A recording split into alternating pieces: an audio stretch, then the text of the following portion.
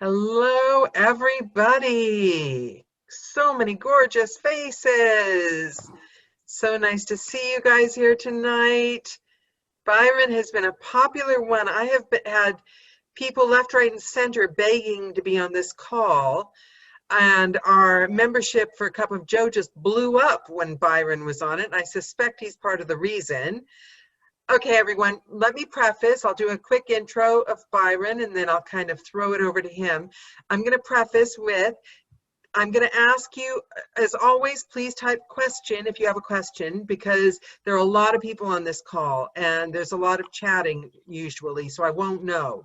So big caps, question.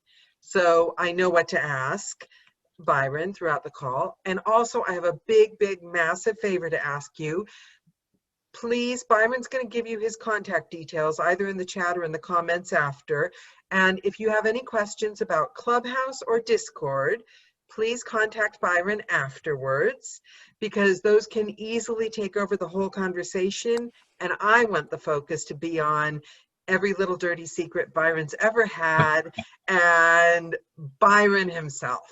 So anything about the other platforms, Byron's happy to answer, but please contact him separately outside the call. And saying that, Byron, it's been a long time in the waiting to have you on as a guest. You know, I contacted you ages ago and wanted you on. And I want to know, like the other things, like you being a narrator, a businessman. How did you end up being a magician when you were like 8 years old? And a ventriloquist? Is it a ventriloquist? Yeah. Okay. Could you please tell me what that was? Were you from LA? Where are you from?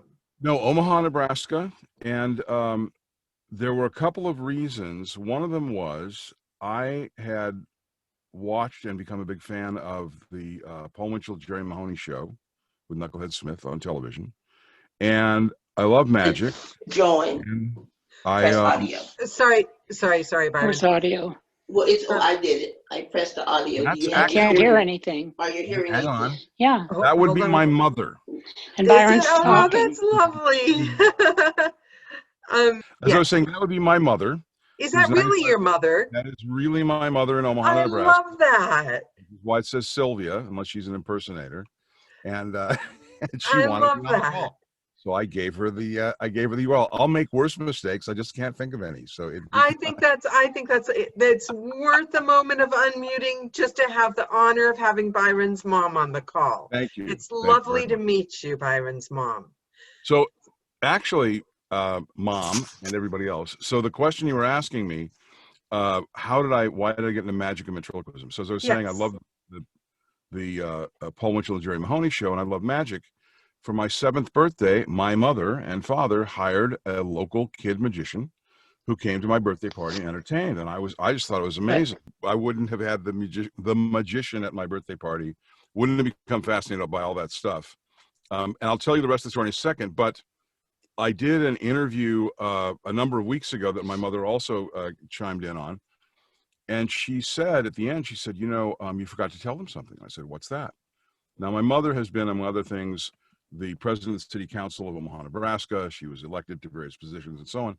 She goes, well, you come by your talent naturally. And I said, you got to be kind of careful here, Byron. I'm thinking of it just like muting you and putting mom on. That's fair. It's more than fair. But anyway, so she said, you come by your talent naturally. My mother had been very accomplished actress at the Omaha Playhouse, which is a very prestigious place, not just in Omaha, but the whole Midwest. So she was reminding me that I had failed to tell people that I had come by my talent genealogically, as it were. So I'll certainly acknowledge that now as she figures out how to turn her volume, but you can't hear me. So but the thing is, do you not think, I find that some of the happiest, most well-adjusted people, they hold on when you can. I mean, life happens, but it's holding on to the bond with one or both of your parents. it's quite something. I mean, do you find that that's informed your life and everything, your relationship with your mom? That's an understatement. And my mom was, very much a performer, and and so I was just her doing the plays at the Omaha Playhouse and things like that was just a natural thing. So when I to continue the story to your original question, Yes. I was fascinated by the ventriloquist that had come to my party. The magician. I was fascinated by the ventriloquist I saw on TV. So I had my mom take me to the library, the Benson branch of the Omaha Public Library, and there was one book in the library that was oriented at kids about, interestingly, magic and ventriloquism. I'd really gone looking for the any books on ventriloquism, but it was half about magic. And I thought, And oh, how this is old? great. You're 8 at the I was time? 8. Well, no, I was less than that. I was 7, about 7.5. Because, and the reason I know that exactly, because for my 8th birthday, which was at the Ranch Bowl bowling alley in the restaurant there, my birthday present was a Sears and Roebuck Jerry Mahoney dummy in its own little cardboard suitcase, which I still have. And that was the thing that I wanted more than anything else in the world, because I'd seen it in the Sears and Roebuck catalog that had come. My birthday is December 31st. So the catalogs would all come with all the toys and stuff. I wish I'd known, because I'd love to see it. I wish I'd known. Post a picture somewhere. I want to see it. I will do that. I'm unprepared. I should have had pictures of my okay, so when you go to summer camp every year, it's like class photos, like when you go to school. So they take a big group photo of the whole camp, 500 kids, whatever. The guy would be on a giant ladder and a tripod and with a view camera. And they would also do individual photos because he could sell them to your parents, right? So I have, for each of the 8 years that I was at summer camp, North Star Camp for Boys, Hayward, Wisconsin, the front page of my book of pictures of the camp is a portrait of me. And for the first 2 years, before I was posing with an oar for, a canoe paddle or a rifle from rifle range, I posed with my ventriloquist dummy because, of course, I took it with me to summer camp. So I do have photographic evidence of my early beginnings. Were you an only child? Oh, no. And that ties in, too. I have 2 younger brothers, and we're 2 years apart almost exactly. And so my peers were adults. My brothers were little guys, and I still think of them that way, even though they're not. But so I wanted to get the attention of adults. And I found that when I did a magic trick, they were genuinely interested. It's like, who is this little pisher that just did this thing that I don't understand? Wait a minute, come back here. And so, and actually there's a very specific fiduciary point in me and performing and so on, which was, so I had this book that talked about magic, and my father used to travel a lot. He was involved with sales, but the technology side of sales, kind of being what we now call a customer service engineer. And so when he would travel, he'd bring me back, like felt baseball pennants from the city that he was in, or something kind of local. And when he went to Chicago, Marshall Fields, which no longer exists, unfortunately, had a department. They had a magic department in the department store in Chicago. Little kid heaven. Oh my God. Well, I'd never been there, but he brought me back an egg bag, which is a felt bag that can make eggs appear and disappear, and a finger chopper that has a blade that will go through your finger and then slice the thread in half. It's just amazing. So I had these 2 tricks, and so I was saving up my allowance, and there was Myers Newsstand downtown in Omaha sold novelties. So they were, it was like the gag cards where there'd be a box and it said, hey, I got you a rabbit, and you open it up inside and there are these little pellets that look like rabbit pellets, and said, oh, it must have gotten away. And they sold adult magazines. That was the only place in town that sold, it had a single counter with magic tricks, magic effects. And the old guy behind the counter, just like, in a comic book you'd imagine or whatever, who was very knowledgeable and who sold the magic tricks. So I would get on a bus and go down there, typically on Saturdays, and I had my allowance, which at the time was, I think, 25 cents a week. So I could save it up. And after maybe 8 or 10 weeks, I'd have enough to buy a trick. But so to the point about my brothers being younger, so I found that these magic tricks would get the attention of adults, but the patter, which always came on little slips of paper, packaged inside the magic trick, would have some patter about being on my recent trip to the Mystic East, and I was 8 years old, right? So that really didn't work for me. So I didn't know, it was very awkward. I didn't know like how to do these things. I mean, mechanically I could execute them, but what do you say? Hey, look, watch, I'm going to make this disappear. No, you don't tell them that in front. But there's a quote. There was a quote in this book, and someday I should find the book. I remember that, I forget which half was which, but the front half was like magic and the back half was ventriloquism. But as a frontispiece to one of the chapters, it said, and I think they mistakenly attributed the quote to Houdini, but it was really Robert Houdin, which meant it originally was in French. And the quote was very simple. It said, "A magician is merely an actor playing the part of a magician." And that was at age 8.5 or whatever. That was an epiphany. I could act. I knew how to act like a magician. So I got away from doing, when I, my last trip to the Mystic East, I would go, oh, well, when some friends of mine and I were goofing around, and I would make up my own patter. And I asked my grandmother to sew a cape for me. It wasn't terribly successful, but whatever. So I became an actor playing the part of a magician at, age 8.5. And I turned pro. I started doing parties. I charged, as I'm very fond of telling people, 25 cents and all the ice cream and cake I could eat. Oh. Priorities have not changed since then. It reminds me of Bill Bryson and Wonder Years, the idyllic childhood. You should write it down. Have you ever written? I've started I've started assembling. I have like a little list of the stories that I like to tell. So I'm kind of starting to do that. You should. I'd love that. A book of essays about your childhood. I think that'd be brilliant, because especially, I think, living overseas, you become really nostalgic, even for nostalgia that isn't like your own childhood. Do you know what I mean? I love really American things. Yeah. And that sounds so like a great kind of childhood. So you've been in London for how long? Well, this time, 2002. Okay. Yeah, so a long time. And I lived in the Channel Islands, and so so I'm a long time expat. But yeah, I love the idea of, and even Stephen King movies, his little kids have the idyllic until something goes horribly wrong. So you've had this childhood, you've been a magician, you've been a ventriloquist, because what I want to get, but I want to go in order with you. Okay. It fascinates me, the order. And I can see already how some of the tech comes from your father. You have the two different sides. But I'd like to see how that journey, because most people feel when they're young, they have to make a choice. Oh, yeah. So where did you go from there? You're acting, you're young.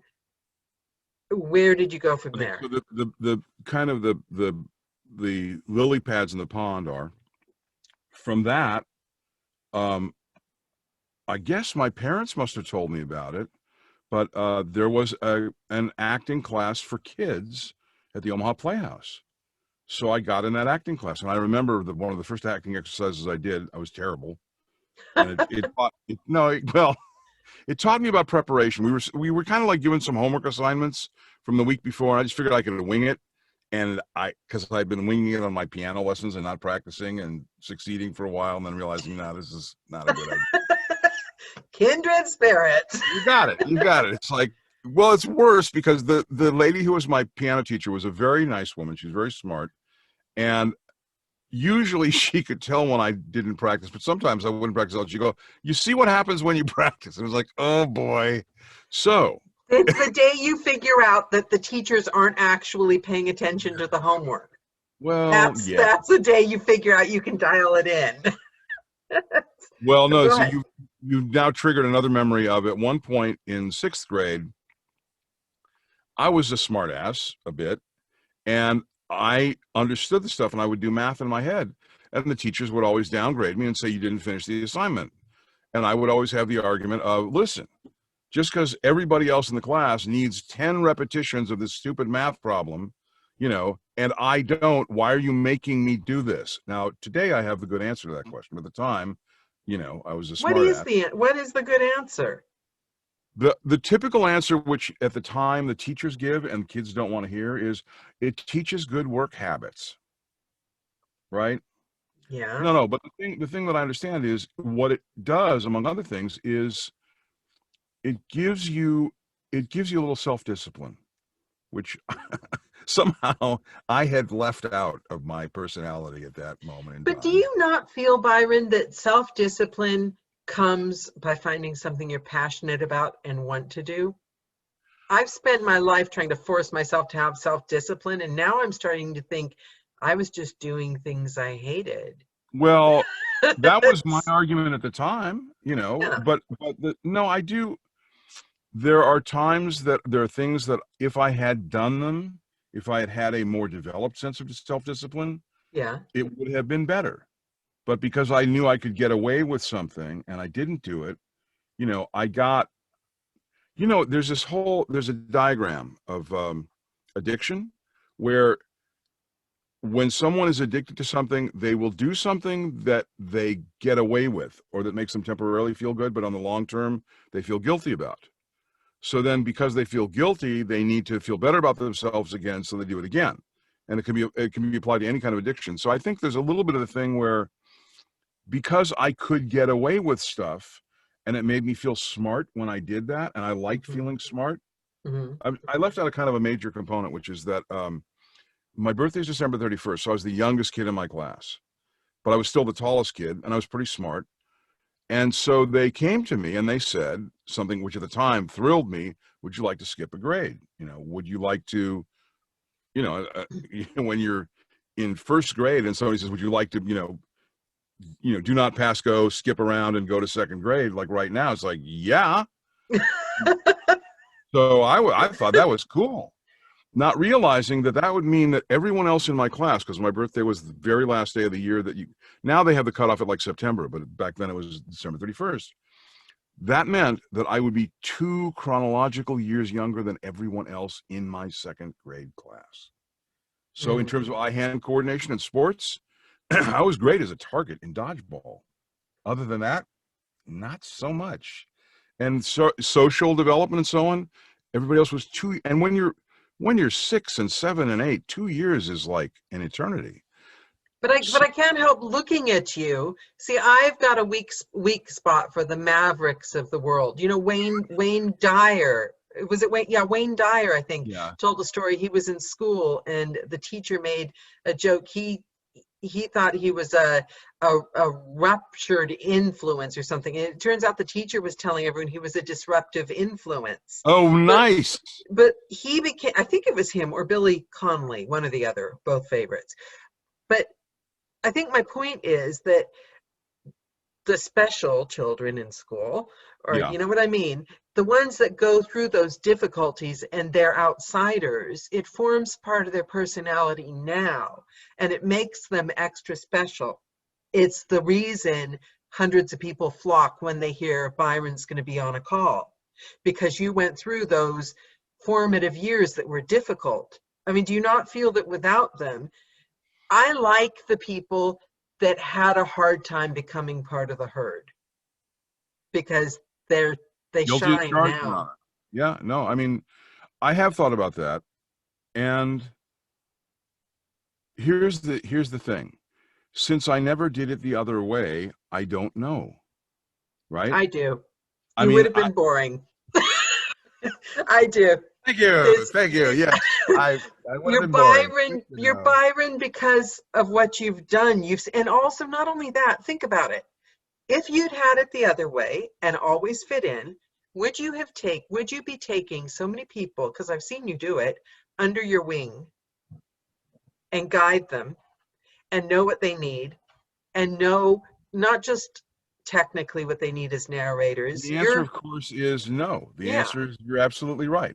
Yeah. And so I'm very, very grateful for any number of things that have happened, including some things that were really negative, because without them, I wouldn't be where I am now. And I'm very happy about where I am now. I have wonderful kids. I've had some great relationships. I've had some devastatingly terrible relationships. Yeah. But they all contribute. They all contribute. And there's a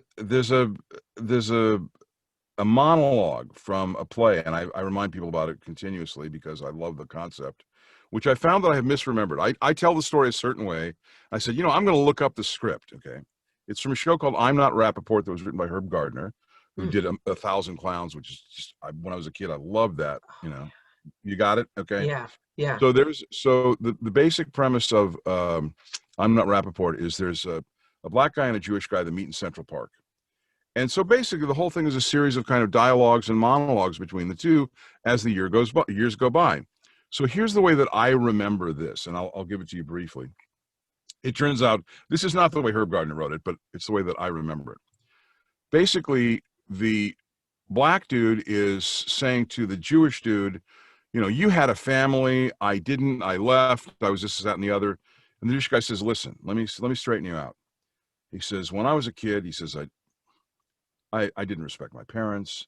I lied to them. I did, bad things. And then as I got older, I was a terrible husband. I cheated on my wife. And as a dad, I didn't do the baseball games. I didn't, Little League. I was a horrible father. He goes, but now, he says, I tell people the same jokes twice in a row, and I know I'm doing it. He says, I pass gas in public. He says, I make a great old man. I finally found something I'm good at. So, yeah.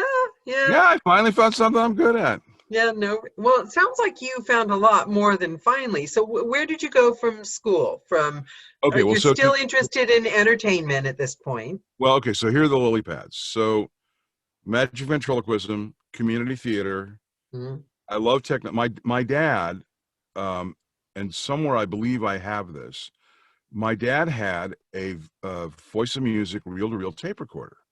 And in those days, they did a live broadcast, which recently they've replicated.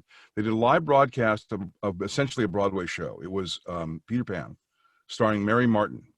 So I always knew, I never really thought about it, but just I knew Peter Pan was a girl, because that was the deal, right? And it was broadcast on television, and the whole family gathered around, and we watched the show, and I loved it. And they did it twice, and I have a feeling it was on the second time.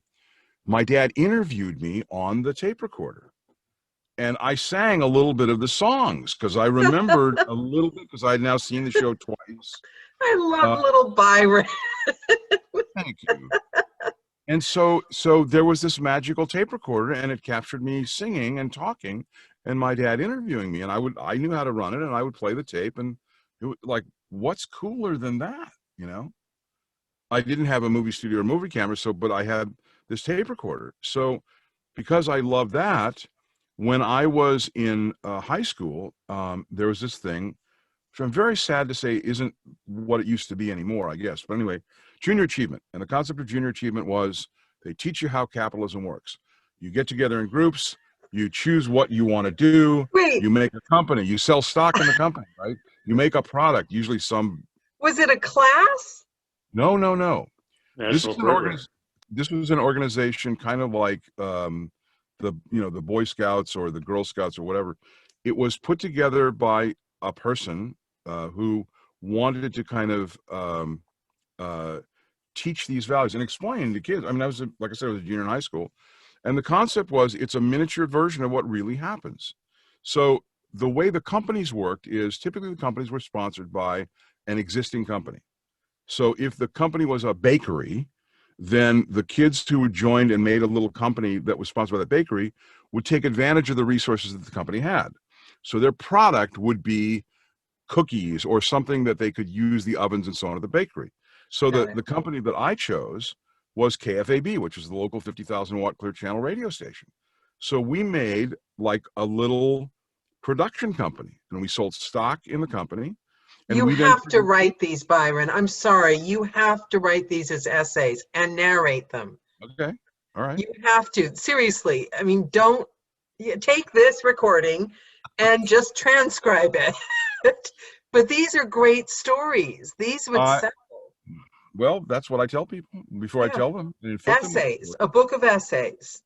So the point of the KFAB thing was I got to do a board shift, and there were announcers and engineers, and they taught me how to do this. And they had the big turntables, and they had the giant Davin pots on the the gates consoles. It was their stuff. It was what they used every day. right? Oh, that's And brilliant. the other companies typically would be, they would make some like little wooden tchotchke, or like you could sell coasters, or you could. So, but anyway, so the kids would come together. They learn how to do whatever the task was, the skill, and then they would go out and sell these things. So in the case of KFAB, we had to sell radio time on our show. That's how we made money, right? And if you worked for a bakery, you sold the cookies or the How old were roll. you at this time? High school? Junior high school. Junior high school. So I got to learn about radio. I got to produce radio shows. I got to write radio shows. I got to, be the guy behind the console. And so that following summer, I learned about it. I got my FCC license with a broadcast endorsement, which meant that my employer that summer, KBON, a different radio station in town, an all talk station, could leave me in the studio by myself because I could take transmitter readings, adjust transmitter power. That's a pretty cool thing. You just proved my point. You weren't dialing that in, were you? I bet you learned that. But seriously, I bet you learned that stuff really quickly. Well, yeah. Well, I had learned. Yeah, I mean, exactly. Yeah. And then the following year, when I was a senior, I found out that the local TV station, KMTV, had a junior achievement thing.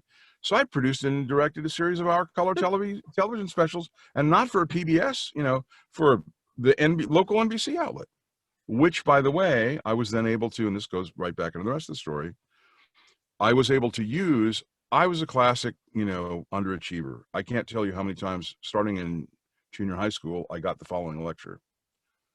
Byron, it's like an 8-cylinder engine running on 4 cylinders. You have the potential, but you're just not using it. Okay. You were the fun guy at the Kager. Did you ever get that? Did you ever get that speech or not? The underachiever. Yeah, I got called into the principal's office and told, could you stop interrupting the other students? Just because you know the answer doesn't mean everyone else wants to hear it. How wrong they were. Of course they wanted to hear it. Yeah. You knew that, or you wouldn't have volunteered it. I grew up my whole life. You've got to be quiet so the quiet kids can shine. I'm like, I'm waiting. I gave them 3 milliseconds and they didn't take it. They're still not saying anything. How long do you want me to wait? Exactly.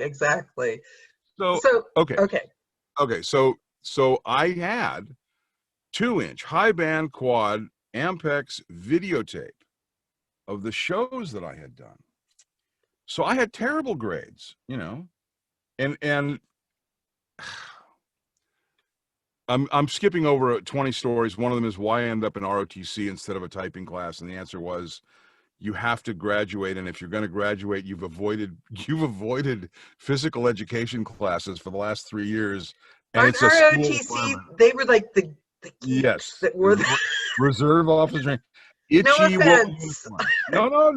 It was very valuable. And we had a rifle range in the steam tunnels in our high school. It was awesome. And they had manuals from the Army about Claymore mines and, C4. I just thought it was great. But I hated the uniform and I wouldn't wear that. And okay, so you forced me into the story. Basically what happened was, I think we had semesters, which meant there were 3 a year, however it worked out. But so I had already been accepted to Ohio University, which, push the stack or stick a pin in it, as they say in California. Well, I'll come back to that. Anyway, so I had already been accepted to Ohio University, which was the only school I applied to because it was the only one that would accept me because my grades were terrible. And I had signed up for a typing class. And the counselor called me in his office. He says, in terms of electives, you can't take the typing class. You have to take phys ed.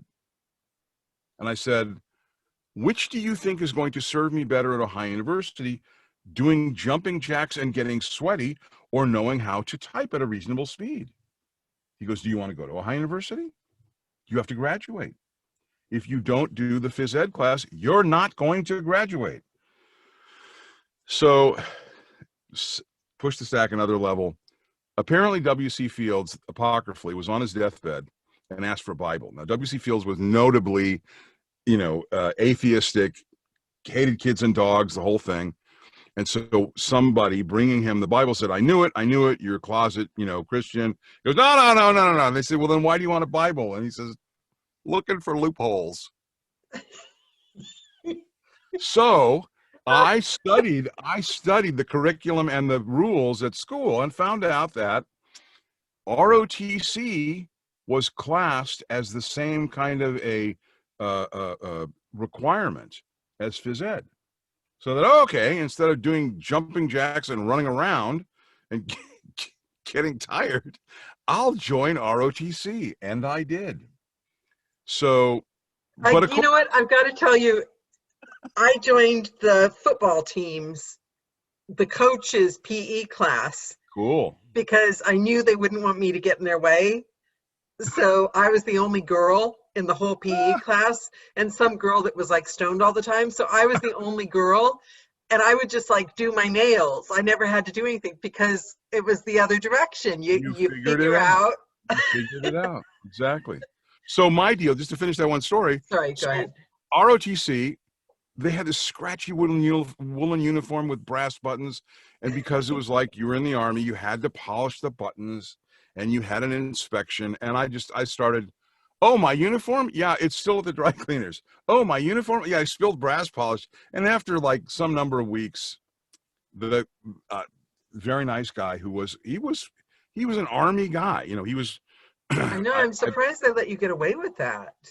He called me and he says, Byron, look, you can field strip an M1, which is the kind of rifle I used in World War I. He says, you can field strip an M1 faster than anybody else in this class. You could teach the class.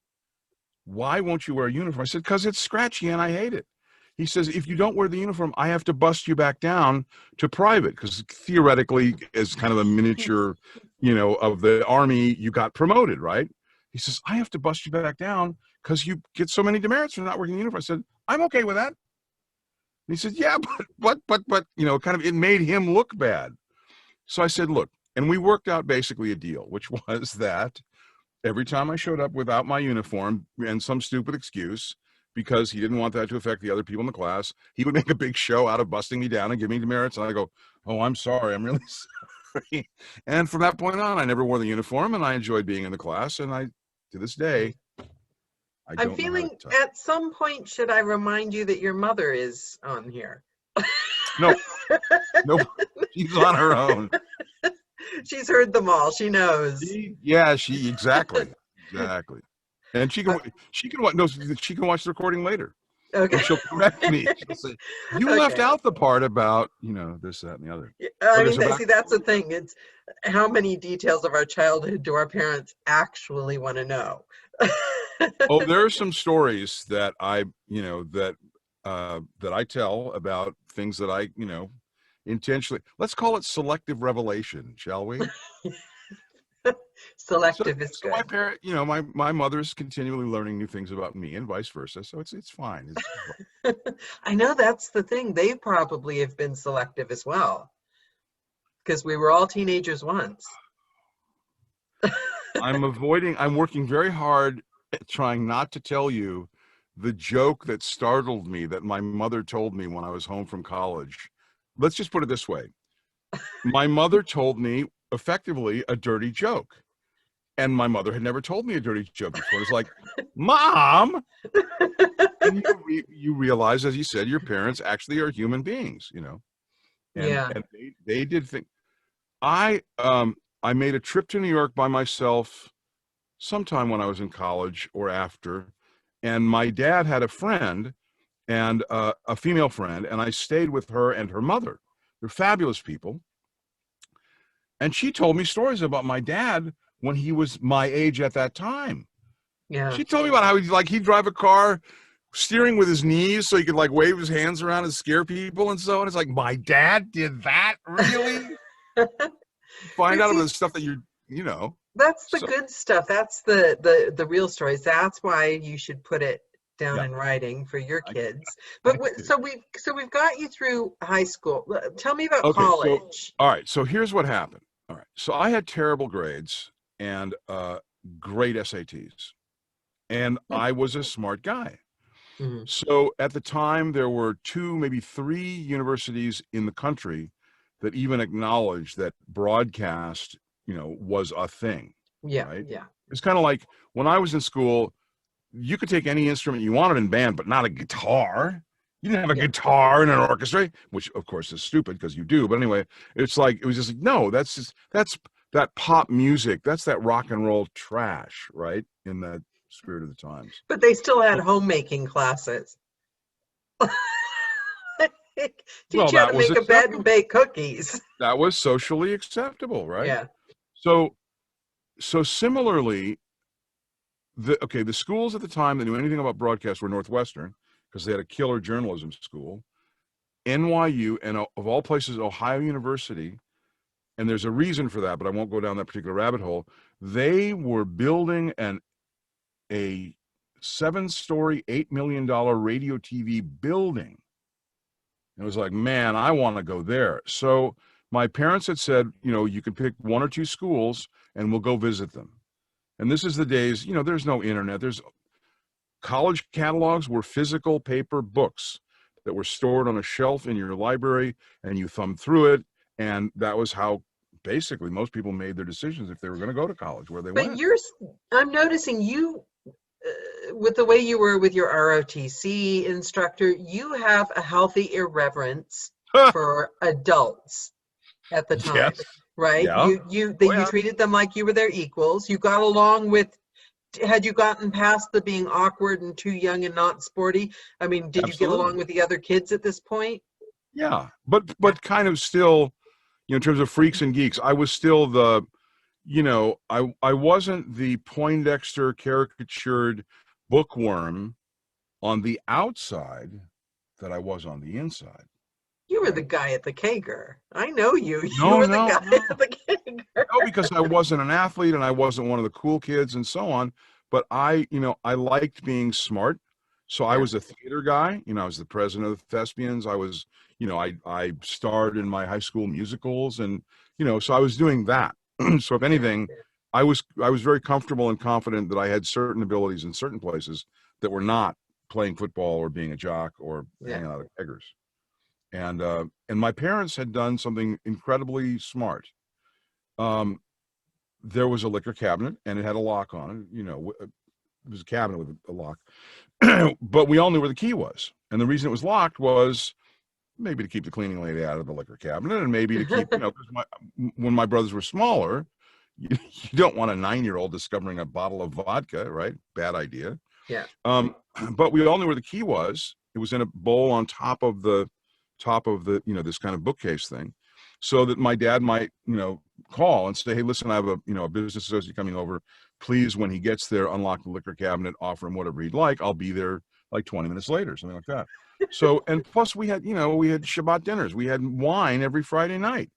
Yeah. And it was no big thing. So when my peers were like trying to get fake IDs or get other people to buy beer for them so they could end up repainting their shoes and screaming for Huey on the big white telephone, it was like, why would you want to do that? I didn't see alcohol as something to get, completely blotto with, right? Yeah. So I learned a healthy respect, and so far, knock wood, I've never had any alcohol problems. I filled vodka bottles with water and pretended I was a drunk to be socially accepted, but not get drunk. I wasted That's really smart. So much money. I poured the vodka down the sink, like bottles of vodka. Wow! Wow! Yeah, for years. For years. That's great. I didn't want to get fat, which is really sad and shallow, but I wasn't smart. I just didn't want to get fat, but I wanted to be cool. That's so sad. Oh my God, high school. Okay, let's get to college quickly. I'm having flashbacks. So I went, the school that I chose to physically visit was Ohio University. And they had some really smart people. They had a guy named Fred Coe, who had been like a pioneer of industry of broadcasting. And they said, this is great. How many other kids bring them, 2-inch high band quad video of the shows they've been producing and, as a senior in high school, right? You had a walking CV. They said, resume. We love you. They were selling me on the school, right? And I was listening. I was going, look, this is all great, but I don't know that I'm going to be accepted because my grades are crappy. And he looked at me and said, listen, kid, if we want you in our program, we tell the acceptance committee and they give you admittance to the school. It's like, do you not understand how this works? It's like, Really? So I Well, didn't look at appreciate that it. though. That right there. Do you not think that was your first? What an invaluable lesson as an audiobook narrator in this career right there. Yep. Wow.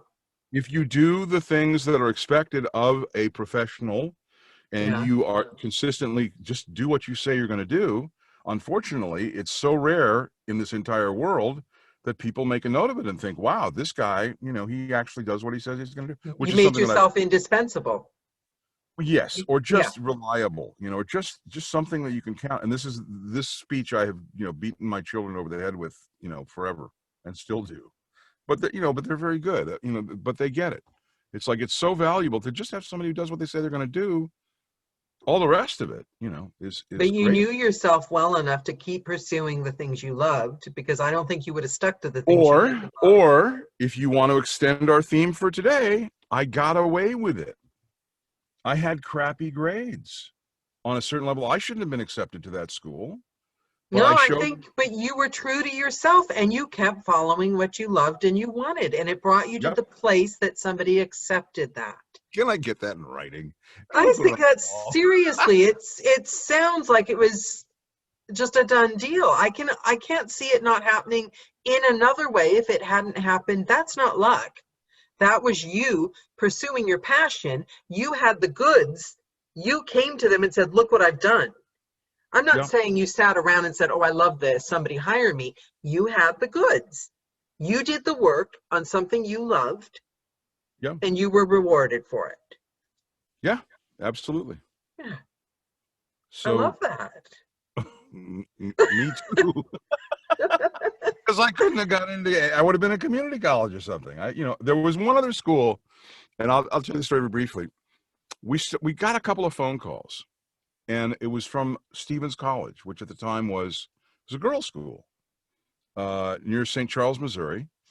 And after I did some research, it was known colloquially as the school where all of the women who went there boarded 2 horses each, not one. Oh yeah. Okay. So it was this mistake. It was clearly this mistake. I don't know. They thought Byron was a girl's name. So my mother told me, and about the first phone call, and they called back again. I think it was either the second or third time I happened to be there. So I got on the phone to explain to them they were calling the wrong person. I said, no. We know who you are, and we want to talk to you. We'd like to talk to you about coming to school here. It turns out that there were 2 things that had, the harmonic convergence. The harmonic convergence was the president. I thought you said something else there. Sorry. I did. I absolutely. That's a hippie thing, right? I think we're going to have to rate this show. That's more. So the president of NBC's daughter had been accepted and was going to the school. Right. And they wanted to he wanted to bring them, let them understand about broadcasting. And they knew about my background. They were bringing in either 15 or 12 boys, to start having the school be co-ed. And they had like 500 undergraduate women. So think about that ratio, okay? Yeah. I certainly did. And they were willing to give me like a full ride scholarship or something, or it was just, and I thought, wow, me and 11 other guys with 500 women. Did you do it? No. And the reason I didn't do it was because I was too smart. I thought about it. And I went, somebody wants to know if you're talking about Duchesne. No, No, not okay. Duchesne. No, I believe it was, I think it's called Stevens College. I think it's still there in St. Charles, Missouri. You were too smart. So why? I figured it out. If I went there, I would, be heading up, helping them put together a program and doing all this stuff and teaching what I knew as a senior in high school, having done it professionally at KFAB, KBON, KMTV. But if I went to OU, I would be learning from all these other people who were pros. Okay. So it was a very tough decision, trust me. But I decided I won't go to Stevens. I'll go to OU first, and maybe something at OU. Then maybe Stevens was a lot closer to Omaha and St. Charles than Athens, Ohio. But I was, I fell in love with OU. I had, there were other people that were okay. At my summer camp, there was a counselor who was a number of years older than me named Chip Zion. And if you IMDb or Google Chip Sign, he's been very successful. He was in Waltz of the Falsettos. He was the guy who created the role on Broadway and Into the Woods and so on. He was Harold Hill in The Music Man when I was the constable and the train conductor. Okay, there was another guy who was a kitchen boy named Todd Sussman, who has gone on to become very, but even at the time, Todd Sussman had gone to Ohio University, and then he went on to Temple University Theater, and then Broadway. So you were seriously thinking about your future. You were, yeah, absolutely, yeah, absolutely. Which not a lot of college kids do. Well, yes, I mean that's one way to look at it, and it's not unreasonable. So in any case, I got to OU, discovered they had spent all of the money on the building and cost overruns, had no money left over for equipment. This giant 7-story empty building. And also, the concept of me learning about broadcast was it was part of the journalism school, which meant I took Journalism 101 and had to sit through classes learning about Asahi Shimbun and the Chicago Tribune and, stuff that you need to learn about to be a journalist. And their presumption was broadcast television is for journalism. Entertainment, that's that froofy stuff. It was like trying to play a guitar in orchestra. It's like, no, we're not talking about entertainment shows. We're talking about. Did you think you'd made a mistake at this point, or were you? Well, on a certain level, it was not what I was expecting, because they had, the joke about the person who goes to hell and they're giving him the tour, and then he makes a choice and he goes there and it's really worse. And they said, oh yeah, well, what you saw was the demo, the demo of hell. So they showed me the demo of the school. They were recruiting me. It's like, see this giant building? This is radio. This is the broadcast building. Like, wow. Like when you join the military and they show you all the tropical islands. Right, and then they assign you to the motor pool in Sheboygan or something. Right. Yeah, exactly. But also, I wanted that. You don't know anything when you choose a college, really. A very smart friend of mine named David Feldman, when my eldest daughter was getting ready to potentially, look at choosing a college, I was saying, oh, well, she should look at this school on the East Coast. And he goes, no, you got it all wrong. The transition from high school to college is really traumatic. What school can you think of anywhere else in the world that doesn't have an analog in California, where you are right now? MIT, Caltech, Harvard, Stanford. It's like, what are you thinking? And I was like, it never occurred to me, because when I was a kid in Omaha, Nebraska, other than going to University of Nebraska or Creighton University or something local, everything else was in the far-flung islets of Langerhans. It was far away, right? Did you ever think of moving away when you were that young, or was it not even a consideration? Actually, there's a very specific fiduciary point. When I was in maybe junior high school, my parents sat me down. It was like, what are the 4 words you never want to hear in a relationship? 5 words. Listen, we need to talk, right? So it was a kind of and I was like afraid. I was like, I thought maybe you did something wrong. And they said, listen, your father's been given some opportunities and there's some schools. And how would you feel about moving to Chicago? Well, I think I'd already been to Chicago. We think 1 year on our Christmas vacation, this is driving 3 days each way and then 3 days or a week there. We had done Disneyland, we had done Miami Beach, and we had done Chicago. And the deal was, I didn't exactly understand it at the time, but later my mother explained, they wanted to put me in a better school system because they were concerned. And it was like, it's like at the contemporaneously, I had no clue that that's what was going on. Wait, we have a question. Sure, Harry wants to know, was that a Firesign Theater reference? The Far-Flung Isles of Langerhans. Of course it was. Absolutely. Yeah, my freshman year in college, somebody had, I think there were 2 albums out by that time. I think there was Waiting for the Electrician or Someone like Him and Don't Crush That Dwarf, Hand Me the Pliers. And there was just, yeah, if you don't know about Firesign Theater, I cannot recommend it highly enough. It was brilliant. So audiobook reference. there's a wonderful conference called the Here Now Festival. It's in Kansas City every year, except, COVID and so on. And they bring in amazing people. And the genesis of that conference is equally, fed by the DNA of radio theater. And so Firesign was actually originally radio theater. I didn't know this until, later at KPFK here in California, which then they kind of tightened and created, concept albums out of. And so I've gotten to meet several of the people from Firesign. But wait, I don't want to, I don't want to miss because I'm fascinated by how nothing in your background translates into, I'm going to become an inventor or something and end up with 6,000 patents. Okay, so this is another one of those epigenetic things. My mother's father, Jacob Bernstein, the brief outline of the story is he came over from the old country. My mother was born in Omaha. And one of the trades that he knew was sheet metal, as a parent, like soldering, but I don't mean electronic soldering. I mean soldering big, pieces of sheet metal to make what we would now call HVAC ducts. In other words, air ducts for building, for ventilation, because there was no air conditioning as in refrigeration back then. I did that in college, by the way. I took a class on how to solder sheet metal. I don't know why. I tried to do it in shop class, and it was like, but I mean, we're talking about you heat the sheet. The proper. Yeah. You heat it over a flame, and then while it's still hot, you put this acid flux out. Yeah. So that was his trade, basically. And my understanding is that one of the other things that they would use sheet metal for is they make, small water tanks.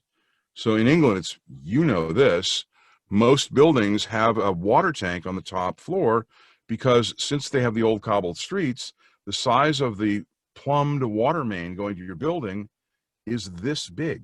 It's literally maybe as big as your thumb. So what you do is it's like trickle charging. It's like your cell phone. So all day long, a small stream of water is feeding the tank. So the impulse of when you need to turn on the faucets to wash dishes or to take a shower, you have the water pressure because of gravity pushing it down through the bigger pipes, in your building, which is great unless you run out of the water in the water tank, and then you're completely screwed. And don't get me started about why they don't have showers in England, or didn't used to for the most part, and all this other stuff. So anyway, he had this idea. Back then, if you're a fan of like Music Man or you've seen the old movies, things were packed in big bags. Milk was delivered in giant cans that Harry Houdini could fit into and escape from, right? And so it wasn't terribly efficient. And so he had this simple idea, which was, what if he soldered together a tank and put it on a truck body? Instead of loading the truck with bags of flour, you could fill this whole tank up with flour or water or gasoline. And this is your grandfather? This is my mother's father. Yes, Jacob Bernstein. So do you feel that it's in your blood? Who knows? But let's put it this way. The rumor had been that he'd even had some patents. Cut to when the patent office had converted all of the paper documents to microfilm and then put all the microfilm digitized and put it online. I found his patents. They were for a garden hose reel. They were for things for basically what happened with that invention was when you see a gasoline transport going down the road, the big shiny stainless steel thing that's, the size of a semi except full of liquid sulfur or gasoline or milk or, liquid sugar. That was what he did. That became independent metal So should your family not be getting money for those patents? Sure, except that they expire after 27 years. Oh. He did them in 1906 or whatever they were, right? So yeah, but yeah. So that was, and in fact, that was a significant issue because that was the family business. They had, in the 50s, they had sold independent metal products to Fruhoff. And Fruhoff was a company that made trucks and they owned shipyards and all this kind of stuff. But that was always the threat, was like, if I wasn't successful, I'd have to come back and work in the family business. Except it wasn't, I mean, it was the family business because both of my mother's brothers and my mother's sister's husband all worked there. So in that sense, and my grandfather was still running, while he was alive, that segment of the, the business, the division, independent metal products division of Fruhoff. Okay, I have a question. My father worked there. So you're a narrator. You wear many hats. You've been an entertainer your whole life. You've worked radio, you've worked TV, you've worked it all. You've also been involved in the tech side of everything. And I've heard I'm afraid to even go there, because when you start talking tech, I kind of like lose focus, because I don't understand what you're talking about when you go into the weeds of tech. That makes two of us. Yes. You really go into it though. I don't think you realize that your mind starts sparking and you just you're it's like quite you're providing intelligent. the answers for the other kids in school because they took you. Same deal. Yeah. I have to, well, I told you about watchmaker syndrome. I'm learning that there is a concept of, before offering a 27-minute lecture on the intricacies of animal husbandry, to find out if the target of your communication, pick your audience whatsoever, or whether they like the 12-second version as opposed to the 10-minute version. Yeah, I'm still working on that. But this is what I'm fascinated by. Because there's a good amount of tech. It probably was easy for you when you got into audiobook narrating with your background, but there's a fair amount of tech that you have to learn to, we're producing sound and you seem to have an interest in the new tech and all that. So when you break up your day, because you're a teacher, you're fascinated by the tech, but then you're still an entertainer in your blood and your heart as well. So when you break up your day, who is Byron? How do you decide? How does your tech not follow you into the booth? Can you completely let that go? Do you wake up and think about narrating all day, or do you wake up and think about the most interesting tech thing, or do you just thinking about it all of what hat are you wearing the most often, and how do you reconcile all those passions into your job? And I mean, if nothing else, time management, productivity, what does a day look like for you? It tends to be different on a certain level every day. I put my glasses on because there's a quote that I found a long time ago from this really obscure source. And it occurs to me that if I can find it, I can quote it. Here we go. Wait. Okay. So this is a quotation from a pamphlet that was funded by the Works Progress Administration during the Depression. It's written by a guy named L.P. Jacks. And the pamphlet is about leisure. Okay. It's about it's a scholarly or thing about, I've never actually seen the pamphlet. I just have this quote. Okay. So here's the quote. A master in the art of living draws no sharp distinction. Oh crap. It disappeared. I hate that. I just re-indexed. All right. I'll try one last time to see if I can find it again. But anyway, the quote basically says, someone who really has his act together doesn't make a distinction between his work and his play. They're the same thing. So it reflects back on that quote about, or the idea of, if you love what you do, you'll never work a day in your life. Okay, so but now my question to that, and this is a genuine question. Yeah. How do you draw the line between that and being a workaholic and out of balance? And because if you love what you're doing and it feels like play to you, then how do you know when you're doing it too much, when all you're doing is working? Because other people complain. Because don't you get the feeling we're supposed to be taking long frigging bubble baths and walks? my children had to remind me when we would do vacations. My idea of a vacation was going someplace and finding all the incredibly cool things that you couldn't do anywhere else in the world and doing them. So the idea of laying on a beach or just living in a cabin in the woods, and having kind of a Walt Whitman kind of existence for a week or two. Downtime you're not good at. It's not that I'm not good. If I'm prepared appropriately, I tend to be very capable of entertaining myself. Do you right? schedule things in, or how do you run your day? Do you have things tight? And also, I'm going to throw this question at you so I don't lose it in the comments. Okay, good. But I want to answer that one. And then Chris from San Francisco wants to know how you avoid audiobook narration burnout. Well, that was one of the reasons that when I found Discord and I found out that I could just magically manifest an audience at 3 a.m. so that I could have people listening to me do my narration, that was brilliant. That was way too cool. And have you ever burnt out narrating? No, because I do other things. I mean, I do things like our interview. I do things like there's a big secret project that I can't tell you about yet that we've been working on for a year. That I promise I'll tell you first, that there's 125 people under non-disclosure that know about it, and it relates specifically to voice actors and to audiobook narrators, and it exists because I got pissed off. I mean, just same. I don't want to lose the thread of what you were asking, but the simple answer is there is enough variety to what I do that I'm never like in a rut doing the same thing every day. So do you schedule things in? Oh, I have lists and I have calendars, and I then tend to ignore them.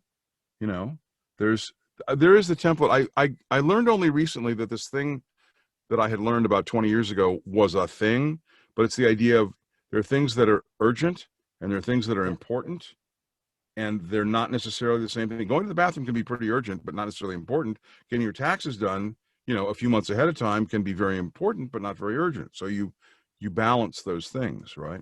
I think there are 3 different parts of the equation. There's important and urgent, something like that. It's like the whole, if you want to hire somebody for an audiobook, do you want it fast? Do you want it cheap? Or do you want it good? You can have 2 of them, but you can't have all 3. I think it's a 2x2 matrix. I think it's fast and urgent, or I forget, but you got the idea. So the answer is yes. I do have a certain structure to my day, but it's not. I love these stories about the narrators. Sorry, not the narrators, the writers that have a routine. I've been listening to the masterclass about David Sedaris, which is amazing. But you hear this thing about, it's kind of like writers having to force themselves to work. In the morning, I will get up, I will have my coffee, I will have my orange juice, I will then write for 3 hours. There are books like that. I love that. There's one writer that's got this, like, she had to, a famous writer, I can't remember her name, but she had to, in order to write, she had to lie in her bed. She had to have like 7 packs of cigarettes and like brandy and chocolate. Dalton Trumbo would lay in the bathtub and had a little bridge across the bathtub for his typewriter. I love that. My favorite audiobook is The Rituals of Writers. I love hearing that. Wow. I want rituals. There's a great audiobook about that. And there's one about rituals of women writers as well. Mm-hmm. And it's really fascinating. So we've got some questions. Nancy found that quote, except I've just lost it. Sorry, Nancy, because people are commenting. Jim Siebert wants to know, where could cigars fit into the urgent, important continuum? I'll tell you exactly where that happens, and the answers, and Jim and I know each other from a number of things, which is why I asked the question. Okay, I'm leaving out 27 minutes of stories about how I inadvertently became a cigar snob. The answer is, if I'm looking for an excuse to get myself outside, like it's a gorgeous day outside, and a lot of times I'll work till stupid o'clock in the morning and get up and maybe catch a half-hour daylight in the wintertime.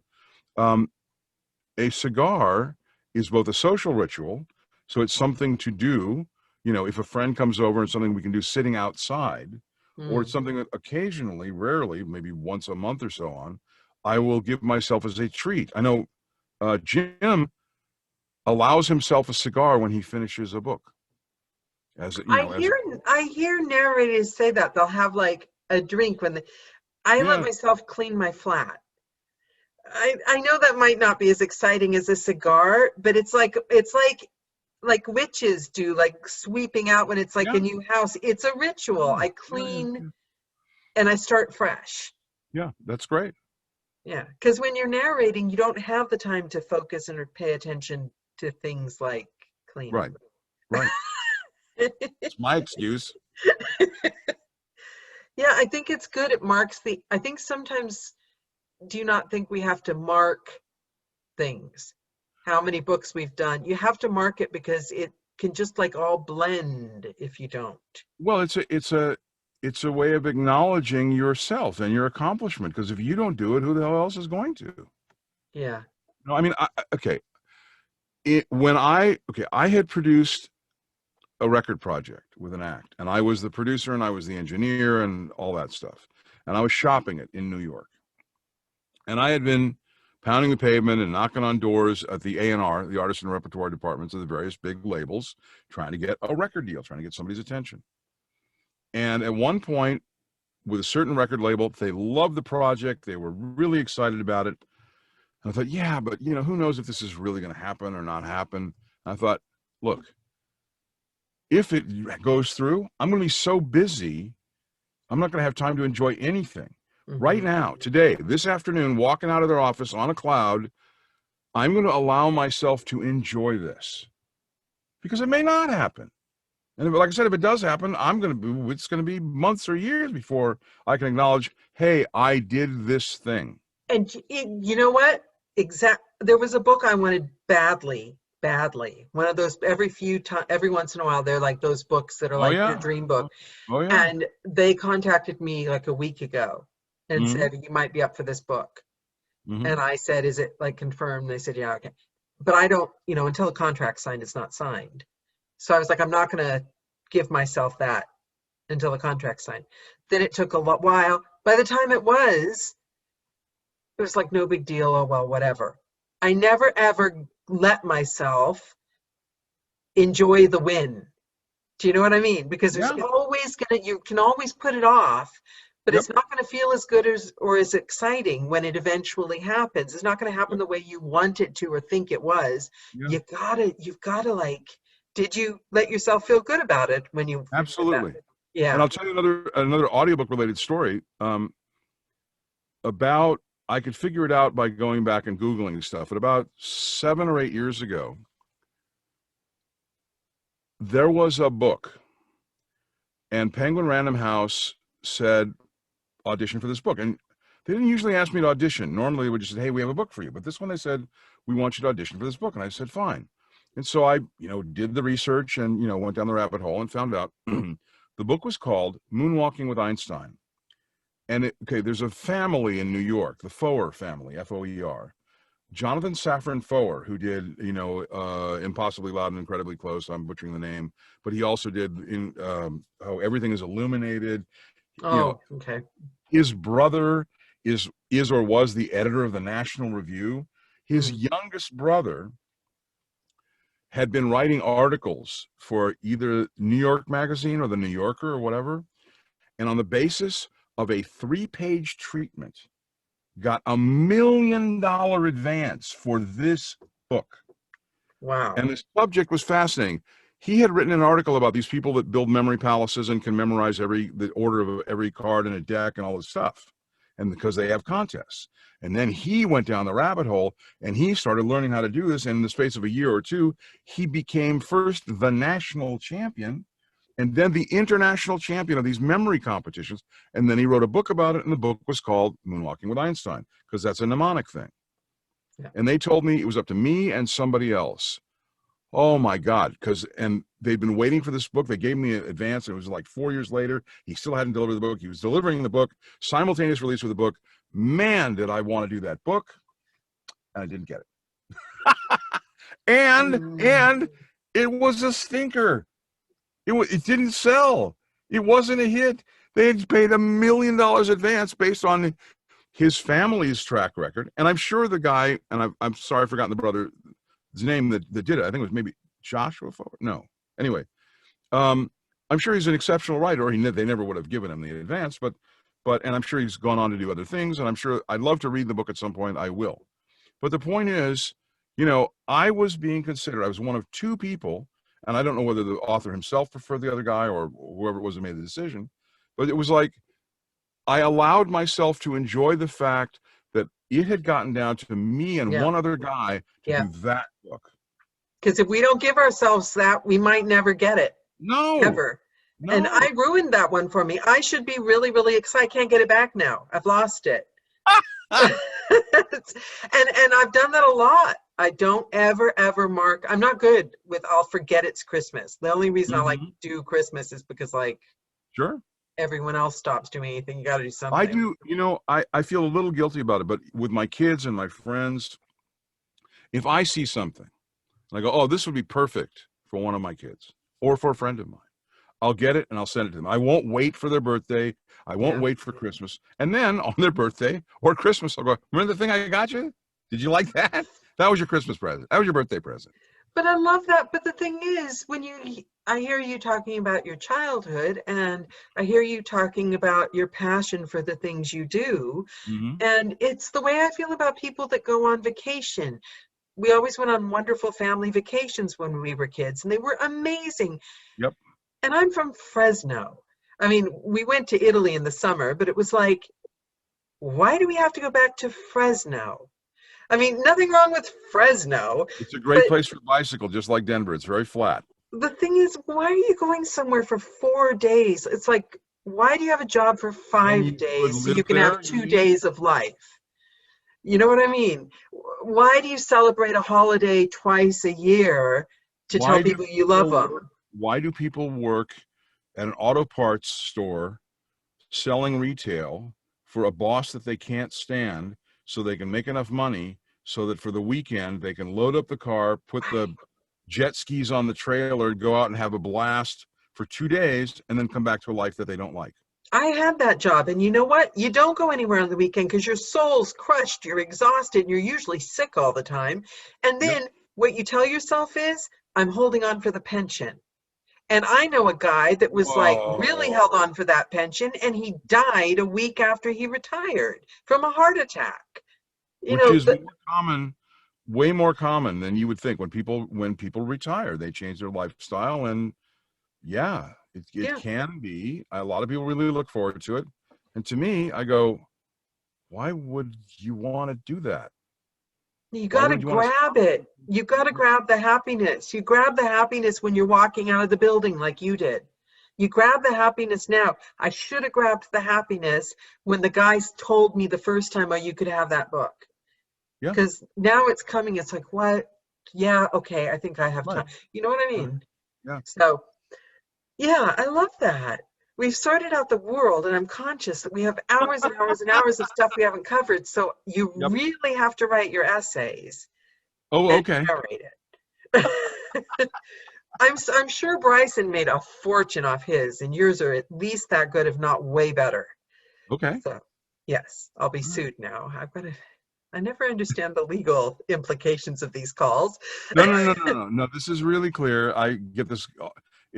And right back to audiobooks. Somebody said, well, but can you use segments from real books if they've already been narrated by somebody else? And I said, okay, the concept behind, copyright infringement or almost anything legally comes down to something really straightforward and simple. What are the damages that you caused? Did you read the whole book? Are you selling it? Are you depriving the person that owns the intellectual property rights of revenue? Are you somehow besmirching their reputation because you did a really crappy job of reading it? If those things aren't true, then under fair use, at least in the United States at the moment, no, you can do that. That's, the whole thing about copyright law and patent and intellectual property is to hit that balance between giving people enough of a protection for enough of a period of time that they are incented to create new things. How do you create new things? Out of old things. If we didn't allow anybody to enhance old things, we never have any new stuff. Yeah, we are all 100% unique, and not one of us is original. Because every single thing in our brain came from somewhere else and someone else's genius. This is one of my favorite quotes, and I'll spoil it by telling you who I got it from. But the quote is, creativity is the art of concealing your sources. And it was from Nolan Bushnell. Nolan Bushnell said that one time at a Success in Software conference in 1983 that I did, and I just thought it was great. I like that. We have a And lot of writers in this group. They'll probably be. It relates to the Steve Jobs quote, which I'm sure he got from somebody else, which was, "Good artists copy, great artists steal."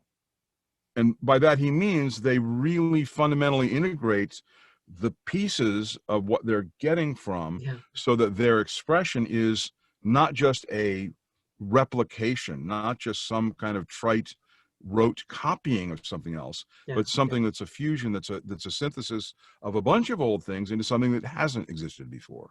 Because I know someone, I won't give away sources, obviously, that was noticing, and there are people that are like on social media, and they will like just cut and paste other people's social media and then post it as their own. Yeah. I have an idea about that, because copying is copying and changing. Like, you get an idea from someplace, you let the sparks go, you change it, you make it yours. That is the sincerest form of flattery. And any artist that lets other artists get those sparks is, but if you just cut and paste, I'm not even actually really worried about that, because it's dead. It's not going to get you very far. Well, there is a concept. There is a concept about curation, and it relates to something that I always like the idea of, which is, if you take a camera and you push the shutter release and you take an image of something, that's a snapshot. If you choose what to leave out of the frame, whether it's a painting or a photograph, that's a choice. It's very specific. Then it's photograph, or then it's a painting, right? So curation, there's a website that I have called Audiobook Business News, where I get pieces of news from all over every place I can, and I curate it into one place that I know will be of interest to people that care about the business of audiobooks. Ooh, we should put that in the YouTube recording link. Okay. If you don't mind sharing, people would love that. audiobookbusinessnews.com. Yeah, it's free. Yeah. But so there is a very specific art to curation. So when I see, according to my taste, an awesomely funny cartoon, and I want to post it on my Instagram, and I will take it from somebody else, I will always attribute. I will say, "Thank you so much, Joe Schmo," in the caption for the thing, because they found it for me. Yeah. And so now I'm curating from all the people that find things for me, and putting it out there for people that have as equally warped sense of humor as I do. But you have to tap into that yourself. You have to be showing up on social media, because that's, I think, their mistake. They're cutting and pasting, and they're not even there. There's no spark. Then it's not curation. Then it's just like shotgunning. Yeah. Yeah. You have to be there maybe yourself. they'll like me if I do this. No, I get it. I understand. I agree. It's a compliment. Curation is a compliment. And yes, please attribute. But copying is just boring. You're not even doing yourself any favors. That's one of the issues I have with TikTok. I'm fascinated. Oh, we're not mentioning other platforms, but anyway. I'll cut it out. All right. Well, it's interesting to me to see the challenges, the duets, and I did one. It's the only one I've ever done, and then I saw there's 600 other ones that have been done that were, and the good news was I had made some choices that made mine stand out a bit, or at least I was happy with mine.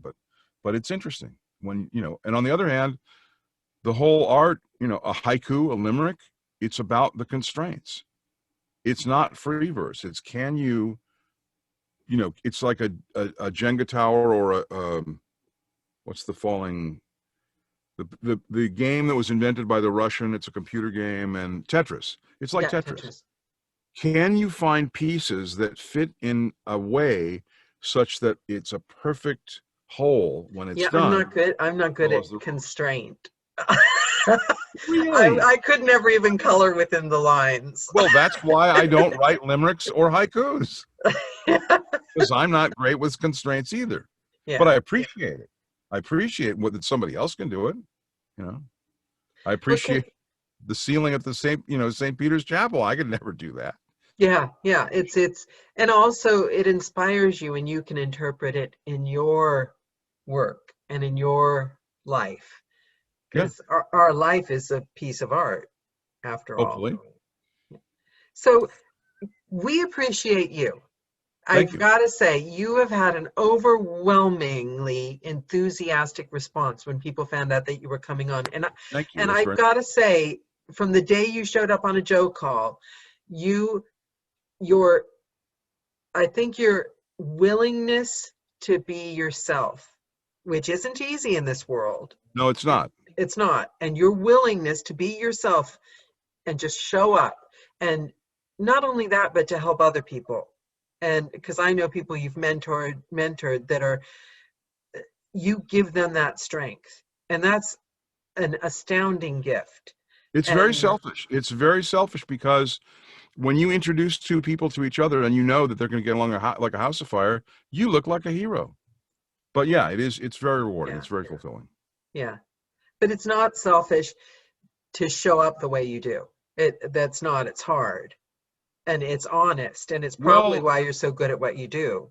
I learned a lot by beating my head against the wall for a freaking year in that Meisner class, and then understanding that all the stuff I'd learned about presentation and all the stuff about, it's kind of the equivalent of the flight attendant going, bye-bye, bye-bye, or not, with no disrespect intended, a booth babe at a trade show. Check out the new 500, it's like. I love them. I'd love to try that one day. And you can just move to Las Vegas. It'll work year round. But I guess what I'm saying is, so again, there's this massive dirty trick, of all the people who go into theater or acting or things like that because they think they get to hide who they really are. And then you find out, holy crap, everything I've learned is wrong. I have to throw that all away, and I have to be vulnerable. Yeah. Are you kidding me? That's why I did all that other stuff, so I wouldn't have to be. And now you're telling me that I've just pushed myself over a ledge. And you have to be brave. And the ones that are richly rewarded. You find that what you went in there for isn't what you end up wanting. Ever since I went through that particular experience, and from that point on, when I had business meetings, there's a very simple concept. If you don't have a point at which you're willing to walk away, it's not a negotiation. You're just waiting for them to tell you what to do. Yeah. But if you're willing to go, this is good and this is nice, but it's not for me. It's okay. I need to have the resources I need to do a good job for you. I will not do a shitty job for you. If you don't have the resources, you put them together and you come back and let me know. And then, but you're there authentically wanting to do, because somebody posted Bukowski's quote. I love Bukowski, but waking up at 6:30 in the morning, we wake up, we brush our hair, we go to a horrible job, we have a miserable day, all to make money for someone we don't respect or like. And then, that would be a mistake. That's the alternative. As far as I'm concerned, that would be a huge mistake. Yeah. Okay, we've run longer than we were. Can I ask you, Byron, for a final word of wisdom for the YouTube audience that's going to be watching this in 60, 70 years? Yes. Don't die. I make a great old man. I finally found something I'm good at. Die young. You don't get to do that. Yeah. That would be bad. Yeah. So yeah. Good advice. Yeah. Sound advice. Don't starve to death, and don't die, and don't hurt anybody else. Yeah. Do no harm. And enjoy what you have. That's what's the cliche about? It's not about getting what you want. It's about wanting what you have. Yeah, I don't like that one either, though. Well, I know you're supposed to be grateful for what you have. But that's cool. You could interpret that as shut up and stop whining, or you could interpret it as look around and see what you've got. Yeah. As opposed to being the dog carrying the bone across the bridge and seeing its reflection and deciding it wants the second bone and losing. Jump up and down with excitement at the chance of being up for the book. Don't just wait till you've got the book. And don't put the metric of your value in the hands of somebody else. That's the biggest one. I never have. I mean, I've tried really hard not to. I mean, on the other hand, my whole life has been, working for other people's approval.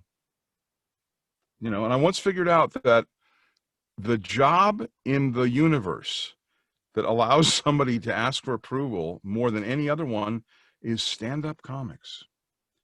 Punchline. Did you like me? I got another one. Okay. How about now? Do you still like me? How And about then you now? have, I got and another at one. the same time, you have to be irreverent and act like you don't care.